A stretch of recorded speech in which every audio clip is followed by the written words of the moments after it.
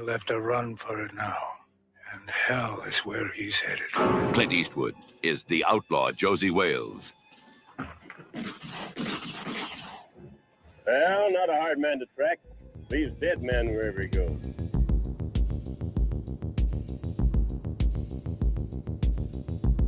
Hey guys, I'm Kevin. I'm Jake. And this is Movie Matters. Today we're talking about The Outlaw Josey Wales, directed by Clint Eastwood from 1976. Obviously, it's our first time seeing it. That's what this month's all about. Jake, what'd you think? I liked it. The beginning was awesome, and the end was awesome. The middle was like, okay. But for me, the end like really saved the whole movie. What would you rate it? Like out of 5, let's say. 5? Yeah. Maybe like a 3.5. Yeah, I gave it a 3. So I thought the action was great, but everything else kind of fell by the wayside. Like the plot, just where was the plot? Yeah. It's not a bad movie by any means, but like I just for a 2 hour and 15-minute movie, there's zero plot at all. Yeah, it's just kind of a string of encounters. Yeah. While he's running away. Yeah. I mean, like, yeah, it needed, I don't know, like, I wish it had emphasized the revenge aspect more, maybe. Because, like, yeah, even, like, the resolution of that wasn't super, like, I don't know, it was lacking. It wasn't satisfying. Yeah, and yeah. I think that's because it's like they set these villains up and then they abandon them for 90% of the movie, actually. Yeah. And it's like the whole time I was thinking, where are these guys that they emphasized in the beginning of like this gang of this Union gang, basically, or like Union soldiers, right? Because it takes place during the Civil War and post-Civil War. There just wasn't really a central villain either, and the Fletcher character was like, is he good? Is he bad? Is he like, what's his deal? Not really necessary in the end. Like, yeah. Yeah, I mean, I like that actor. John Vernon, he's in one of my favorite underrated 70s movies called Charlie Varick with Walter Matthau, where he's a bank robber, or he basically robs the mob's money, and it's an awesome. We got to do that movie. It's so sick. Sounds good. It's very underrated, but I like John Vernon, and he's good in this. And yeah, I mean, I expected it to be a little better because it's a lot of people rate this very high. I mean, it's got a 7.8 on IMDb, which is high. It's got a 3.9 on Letterboxd. Like, those are high ratings. Like, I even saw a review that a guy compared it to Fury Road, Mad Max Fury Road. He's like, this is the Fury Road of Westerns. I was like, how? It's like, I get it because there's not necessarily a plot in Fury Road. I mean, it is a chase movie to some extent, but it's not really. I know. Yeah. I don't know. Yeah. That being said, though, like, there are pieces that are awesome. Yeah. Like, absolutely. The beginning scene with, like, the massacre, then Josie gets on the minigun, just, like, mows down everybody in the camp was, like, fucking awesome. Yeah. The scene with the bounty hunter is so cool. Where he's like, oh, on second thought, I'll come back. He's like, I thought you would. Shoots him. Yeah. Dyin ain't much of a living boy. Yeah. Great line. Yeah, great line. Such a good line. Mm-hmm. I'm pretty sure the whole like last stand at the end is also so great. Like, the only gripe I have with it is like, and you see it in the trailer, it's he's sitting on the ground for like a good chunk of it, and it's just like, what? I don't know. But I mean, it's kind of cool.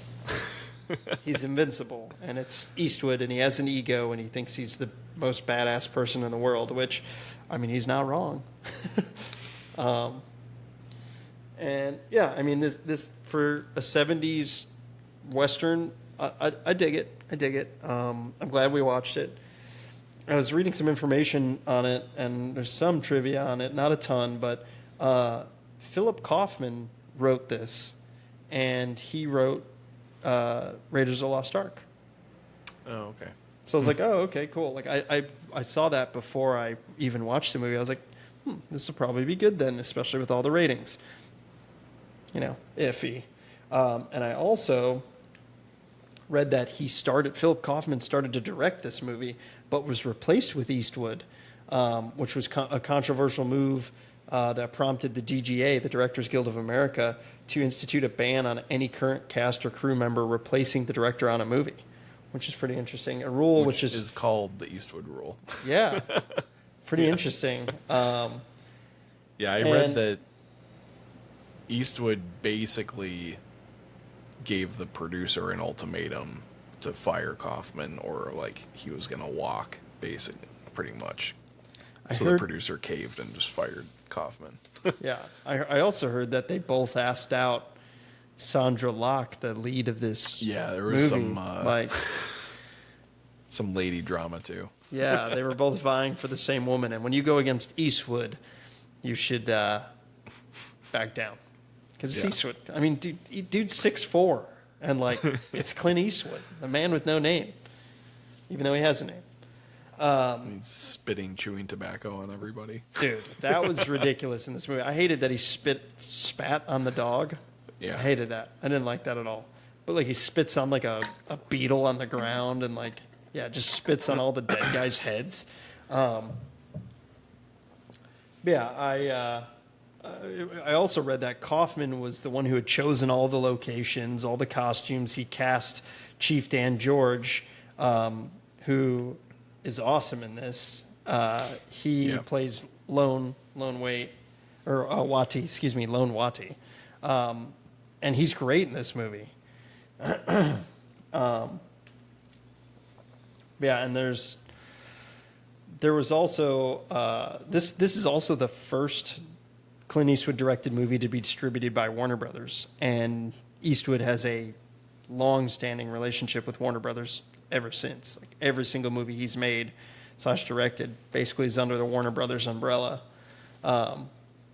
So I thought that was pretty interesting that this one was the first. I had no idea. I also read that David Geffen, famed music producer, basically was like, yeah, Clint Eastwood's tough reputation is well-deserved. When Geffen was a young executive at Warner Brothers, one of his assignments was to give notes on a screening of this movie. All the Warner Brothers executives were like, yeah, this movie's awesome, and they praised it super high.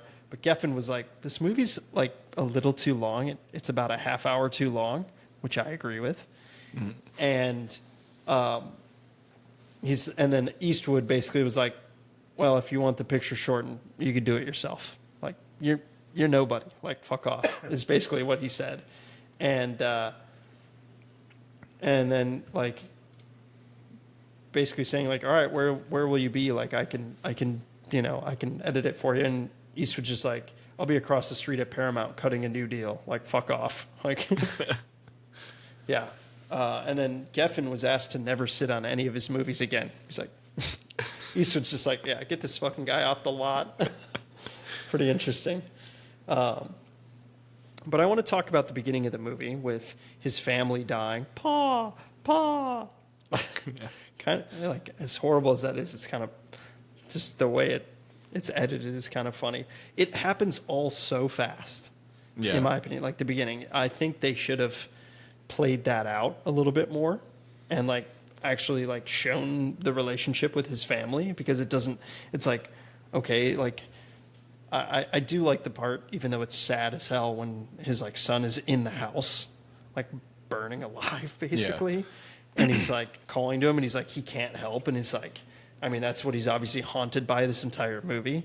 And it plays in the central theme of this movie of him not wanting to be like attached to anyone anymore. Or like if he gets too close, then he's like, all right, the same thing's going to happen to them because death follows me now, which is a great theme and great concept. And I like that for this movie. for sure. I just thought it was a little fast. Yeah, I agree. I feel like the stakes weren't fully there because it happened so fast. Like, you know, I'm not heartless, so you know, Yeah, like of I course. understand like his motivations and stuff, but like you said, like we don't know anything about his family, like except that there was a wife and a son. Like that's it. So like, you know, 20 minutes into the movie, you kind of forget that like they were even there. You know, like you just know that like he doesn't like this guy, especially when he's going to start macking on this other girl in the movie, which you know is coming because it's Eastwood. Yeah. So yeah, I mean, I don't know. Like, I think that's part of the issue is like the revenge aspect isn't strong enough, and like the stakes aren't there for it. Yeah. And then like they don't really follow through on the revenge plot, like fully either Until the very end. It's like, was he like looking for him, but he wasn't? He's like trying to run from them. I feel like that wasn't clear to me. Yeah, like, you know, if Wales is supposed to be this like badass outlaw, like why is he running the whole time? You know, like, and it doesn't even feel like he's running though. Like he is, but he isn't. Do you know what I mean? And then it's like they find this like house. And they're like, cool, this is where we're gonna like start this whole family. And then it's like, all right, now that he's established this, now death comes. Or it's like now it catches up with him, which I get, but yeah, it's just not like I don't know, maybe it's a pacing type of thing, or it's like they didn't emphasize the bad guy enough. Like, I feel like when they cut the ferry, you know, line and it drifts down the river, it's like they're fucking gone from the movie for the next like hour and a half, and then like they show up again at the house. It's like, okay, well, like where have they been? Like it's been like weeks in like the movie's time, and like they just like fucking find them like in the middle of nowhere. Like, you know, I feel like there's no you know, if this is supposed to be a chase, like we don't see the pursuers. Yeah. So like it doesn't feel like the stakes are high, you know? I mean, like I know that they kind of talk about, well, what are we going to do, you know, and like they kind of talk about it in the context of the other Indian chief, something bear, right? Or 2 bears? 10 bears. 10 bears. You know, and like they're kind of like scoping them out, you know, before he goes and makes the deal with them. But like, I don't know. Yeah, it's just like, I feel like the pressure isn't on Wales enough. And the only time it is when he gets in these little squabbles, but then they feel very similar to each other.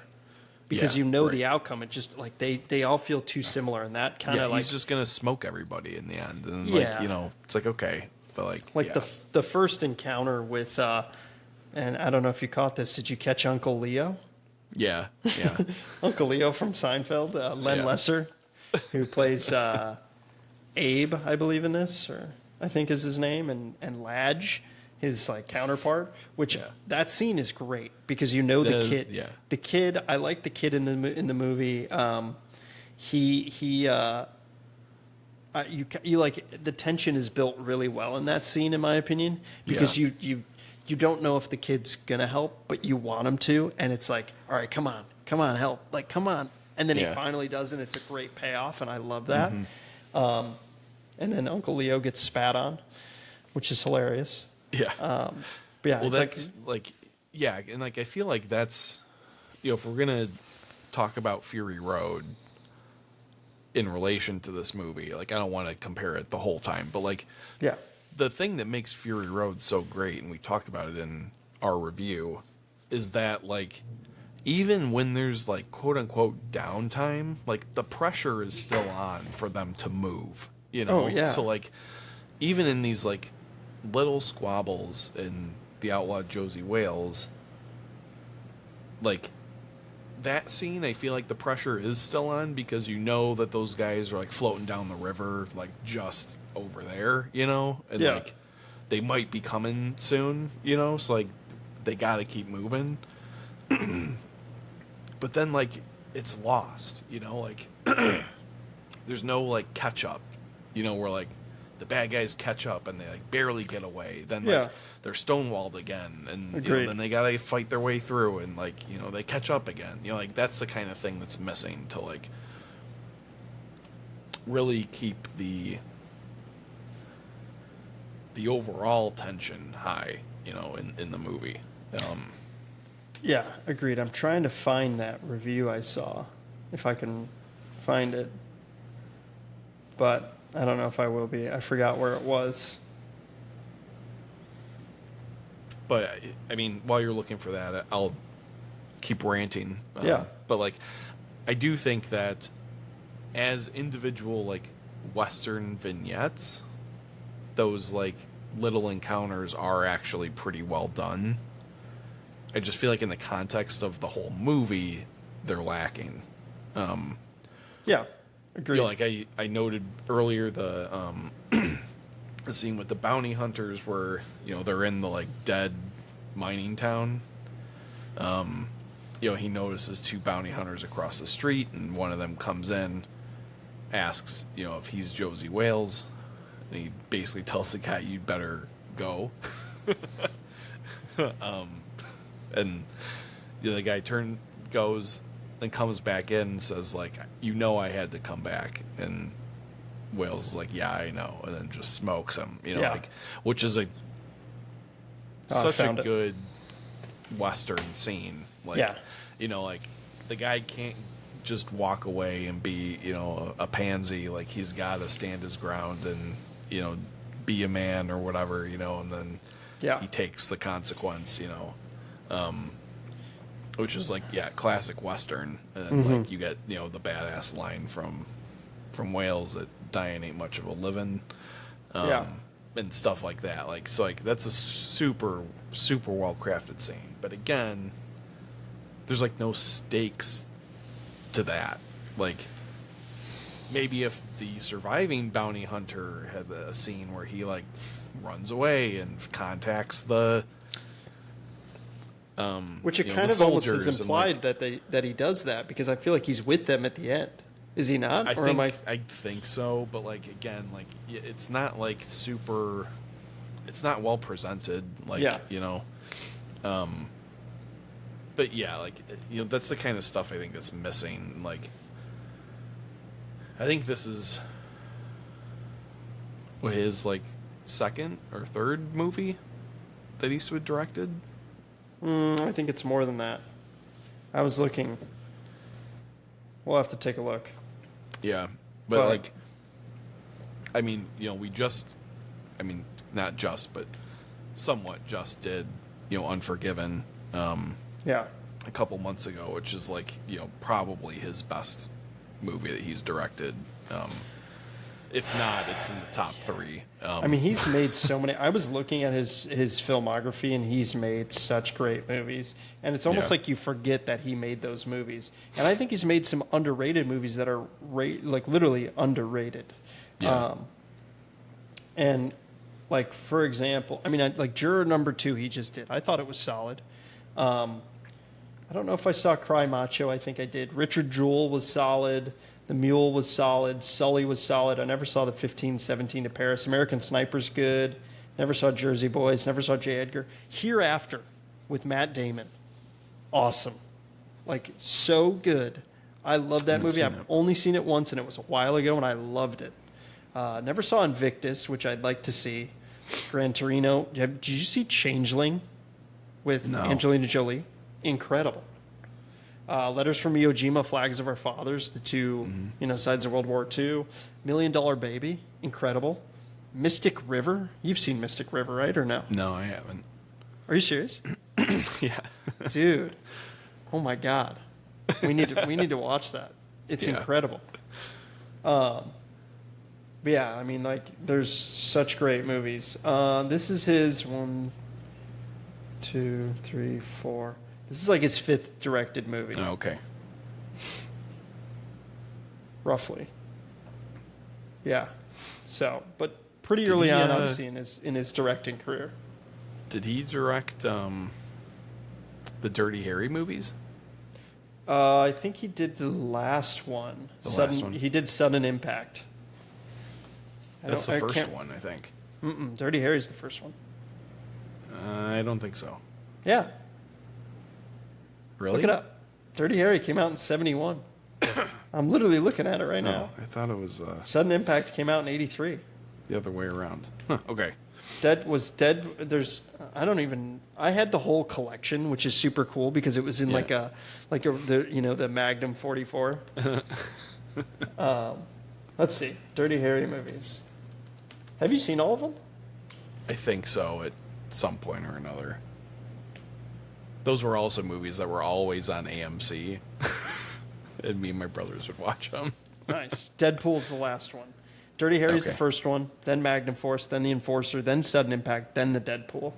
Yeah, okay. I don't think he did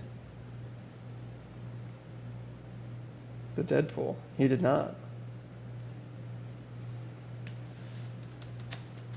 Yeah, I thought he did one of those. Maybe not, though. Yeah, he did Sudden Impact. Oh, okay. I'm seeing who directed the Deadpool. Buddy Van Horn. Not familiar. Yeah. Those are all, like, pretty fun movies, too. Yeah, I feel like they're kind of forgettable though.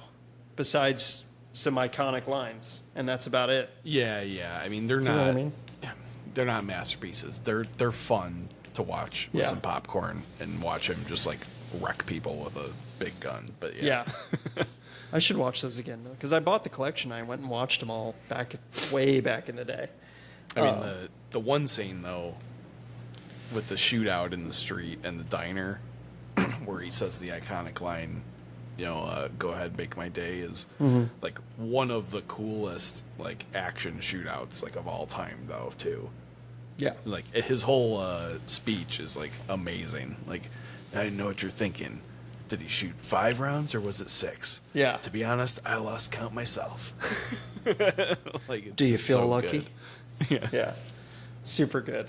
I like, and there's another badass scene in this movie that's similar to that, where he like has the guns and he's gonna hand them over, and then he spins them and flips them and shoots them both. That scene's great, but yeah, Is that when he kills Uncle Leo? No, Uncle Leo's the first. That's the like- second guy that he does that to. Yeah, in the at the bar, at the in trading saloon post or whatever. Yeah. Yeah. Which is an awesome scene too. And this movie's only PG, Yeah, but this is the '70s PG, so I it know. like doesn't really count. and there's nudity in it. Yeah. I was surprised by the amount of violence for it being PG, but yeah, again, it's the '70s PG. But yeah, I mean, I like the whole scene where him and there's so much promise. I feel like in this movie, like the whole Indians that are against him, like the Ten Bears characters, awesome. Like them going up to one another and like talking man to man is such a cool scene. And him Yeah. being like, men can live together without butchering one another. Like that's okay. Like we're both violent people, but we can be okay. Like commingling. And I thought that was cool, but that was also like that felt very rushed, almost. Yeah. I mean, like, Almost Yeah, I feel unnecessary. I think it's important to show that like he's starting to turn like a new leaf, and he's starting to try and not resort to violence first. It's a good point. Now that he's established this like nice like new life. So like I do think it was important and necessary to like his character development. I wish there was a payoff to it in the end. Like Yeah. if they had like come to his aid to help fight the his pursuers or something like that, would have been a little cool. But That would have been yeah. cool. To go back to the Fury Road, briefly read the review, and it was just like, it's the Fury Road style of, oh, his family is dead, and he's a, solo righteous, warrior trying to make, get his revenge in a sense. That's what he compared it to, which I get that aspect, but yeah, I kind of understand it, but yeah. yeah. But I mean, speaking of like 10 Bears and the chief in this, Chief Dan George, and even the girl, I forget her name, Little Moonlight in this, they're all great, and it received a lot of high praise among Native Americans, that it was a non-stereotypical portrayal of Native Americans in this movie, and which was they were like, yeah, it was very positive. They all looked at it positively, and I liked all the characters. I thought they did a great job. Yeah, and like Waddy has some awesome lines. Oh yeah, it kind of serves as like the wise, like oracle, yeah, that like gives him, some like balanced advice, or like a counterbalance to his like, shoot first, ask questions later, kind of style, which I liked. He's like got to pick up, these various companions along the way, and then like he's not just responsible for his own life. He has to contend with protecting other people. So like, the value of life, means something more. So like, I think the structure and like the themes of this movie are actually like pretty solid. Yeah, agreed. So the execution just wasn't like as strong as it could have been. Yeah, as strong.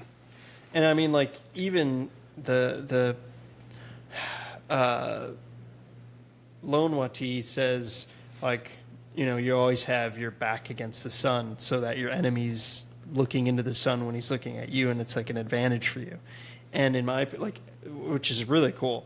And but the ending of the movie, he rides into the sun, which is really cool.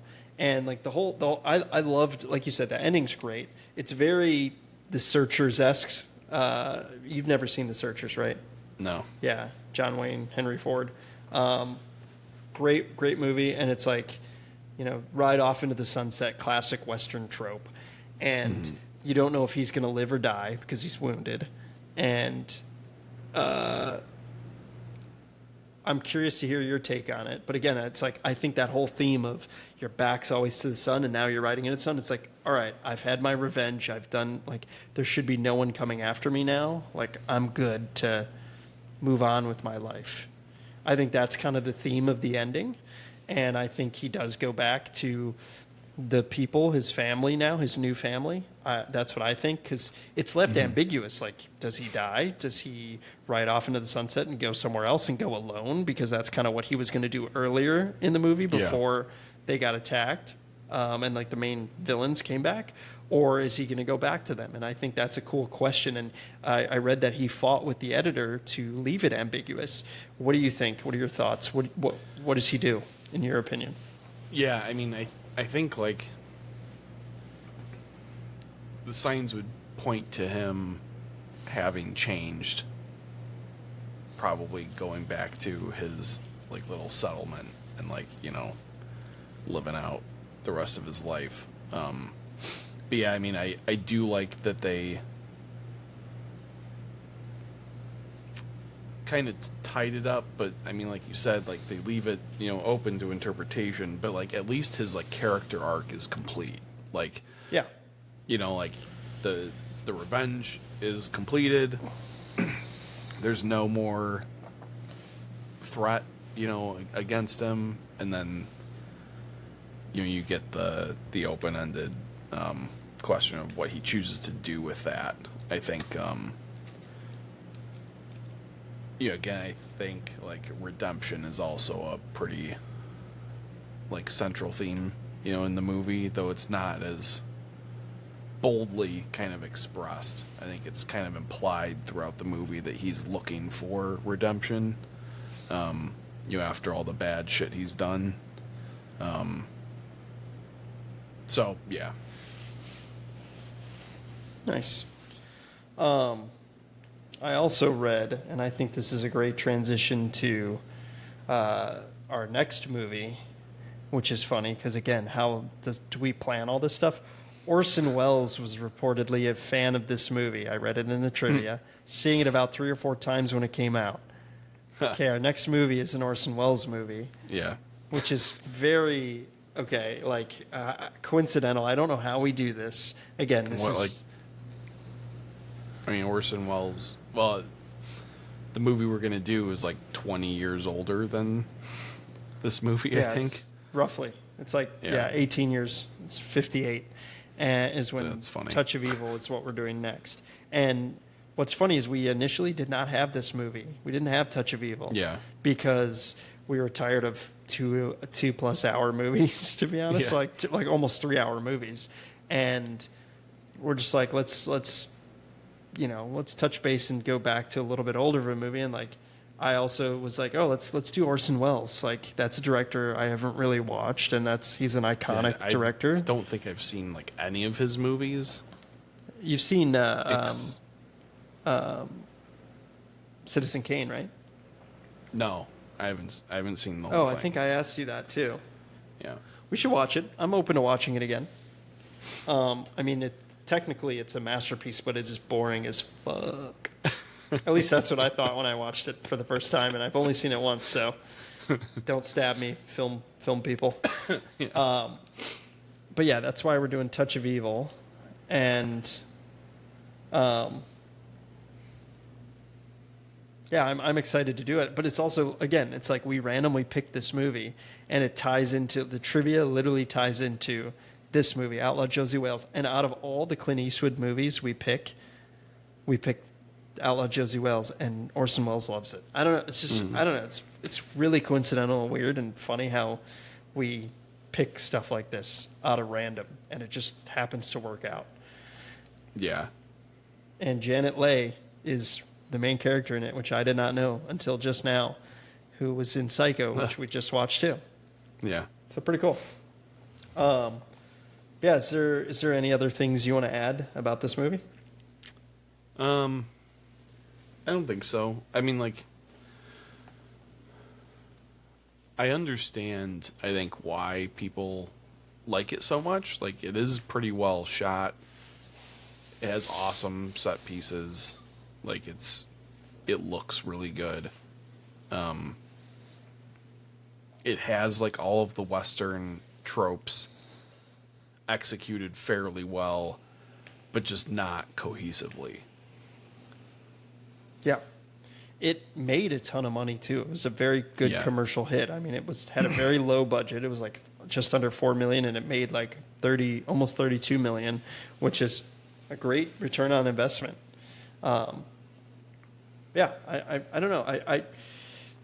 It's not that I didn't like it. It's hard to put my finger on it. It's like my ratings that I usually give 3s. It's that was okay. I don't know if I'll watch it again. But it was okay. It was good. Yeah, I'm glad we watched it. I just don't know if I would spend the 2.5 hours to watch it again. Yeah, agreed. And luckily, we don't have to spend another 2.5 hours on our next movie, because that's why we chose it too. It's an hour and a half, basically. It was streaming, and I just checked. I don't think it's streaming anymore. We'll have to rent it, which is kind of annoying, but it's $4. Not a big deal. So... Hopefully you guys liked the movie. Let us know in the comments whether you liked it or not, and if you'd compare it to Fury Road. But we'll catch you next week with Orson Welles' Touch of Evil. Yep, see you.